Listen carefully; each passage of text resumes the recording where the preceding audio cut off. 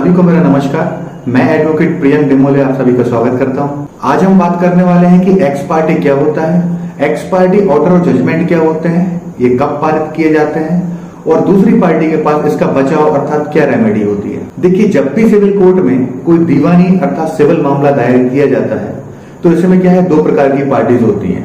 पहली पार्टी तो वो जिसने वाद दायर किया है, जिसे प्लेंटिफ या वादी कहा जाता है, और दूसरी पार्टी वो जिसके खिलाफ वाद दायर किया जाता है, उसे डिफेंडेंट या उत्तरवादी कहा जाता है। तो जब भी कोर्ट में वादी प्लेंटिफ अपना वाद दायर करता है तो उसमें क्या है, उत्तरवादी को एक मौका दिया जाता है कोर्ट की तरफ से कि वो आए, अपनी बात रखे या वादी ने जो वाद पत्र लगाया है उसका जवाब दे।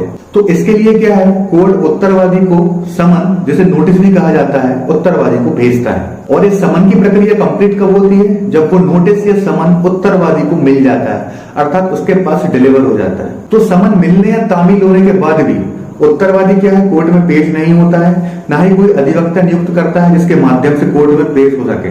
कुल मिलाकर कोर्ट में उपस्थित होता ही नहीं है। तो फिर कोर्ट क्या है, CPC civil procedure code order 9 rule 6 के तहत क्या है, उत्तरवादी को एक पक्षीय कर देता है और एक पक्षीय करने को ही एक्स पार्टी कहा जाता है। अर्थात एक पक्षीय कर देना या एक तरफा कर देना, यही एक्स पार्टी होता है। अब जब ये कोर्ट द्वारा एक तरफा अर्थात एक्स पार्टी कर दिया जाता है तो फिर उत्तरवादी को क्या है, ना तो गवाही देने का मौका मिलता है, ना ही किसी प्रकार का जवाब देने का मौका मिलता है, और जो आगे की कार्रवाई होती है वह भी क्या है, एक पक्षीय होती है, अर्थात सिर्फ वहां पे वादी को ही, प्लेंटिफ को ही सुना जाता है।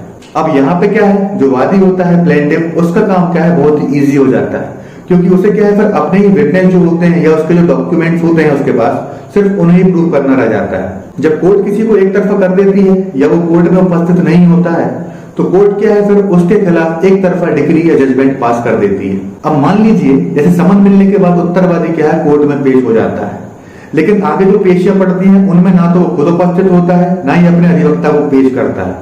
तो फिर कोर्ट क्या है, लेटर स्टेज पर भी उत्तरवादी को एक तरफा, एक पक्षीय या एक्स पार्टी कर सकती है।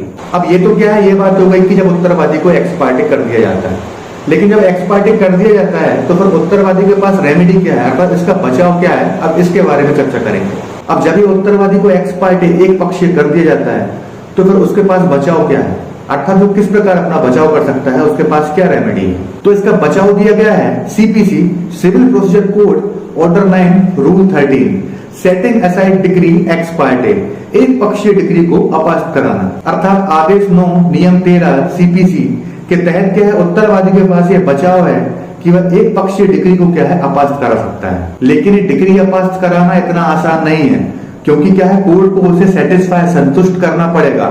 उसे संतुष्ट करना पड़ेगा कि जो समन कोर्ट के द्वारा भेजा गया था वो क्या है, सही तरीके से तामील नहीं हो पाया या उसे मिल नहीं पाया, या फिर दूसरा कारण ये कि उसे ये भी सेटिस्फाई करना पड़ेगा कि किस कारण से वो कोर्ट में हाजिर नहीं हो पाया।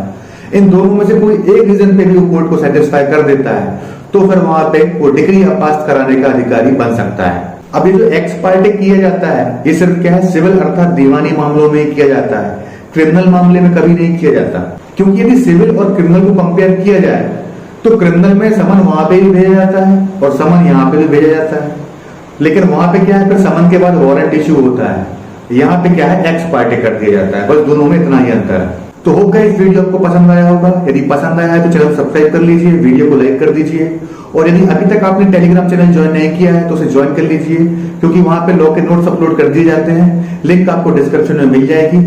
तो मिलते हैं अगले वीडियो में। मैं एडवोकेट प्रियंक डेमोले आपसे विदा लेता हूं। नमस्कार।